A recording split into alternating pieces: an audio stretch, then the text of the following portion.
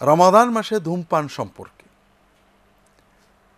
তিনি সম্ভবত সিয়ামরত অবস্থায় ধূমপান বিষয়ে প্রশ্ন করতে চাচ্ছেন।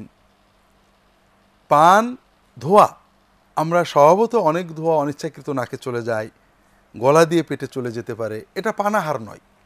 কিন্তু কোনো ধোয়া যদি ইচ্ছা করে মুখ দিয়ে বা নাক দিয়ে গভীরভাবে টেনে পানের রকমে, অর্থাৎ আমরা আমাদের দেহের ভিতরে আহারের মতো করে প্রবেশ করায়, এটা অবশ্যই সিয়াম ভঙ্গ করবে।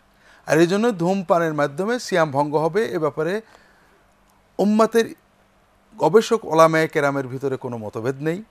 ধূমপান রাসূলুল্লাহ সাল্লাল্লাহু আলাইহি ওয়াসাল্লামের সময় ছিল না, কাজেই এটার ব্যাপারে স্পষ্ট নির্দেশনা হাদিসে নেই।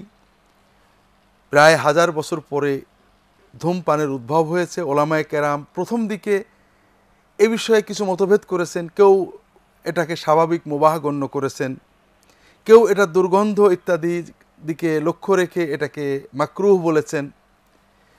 কিন্তু সময়ের আবর্তনে ধূমপানের অপকারিতাগুলো যখন স্পষ্ট হয়েছে, অধিকাংশ আলেম, বিশ্বের প্রায় সকল প্রসিদ্ধ আলেম এটাকে হারাম বলেছেন। এটা একটা পাপ, একটা বড় গুনাহের কাজ। পাশাপাশি যেহেতু এটা পান করা, ইচ্ছা করে নিজের দেহের ভিতরে পানীয়ের মতোই ধোঁয়া ঢোকানো, এজন্য এটার মাধ্যমে সিয়াম ভঙ্গ হয়ে যাবে।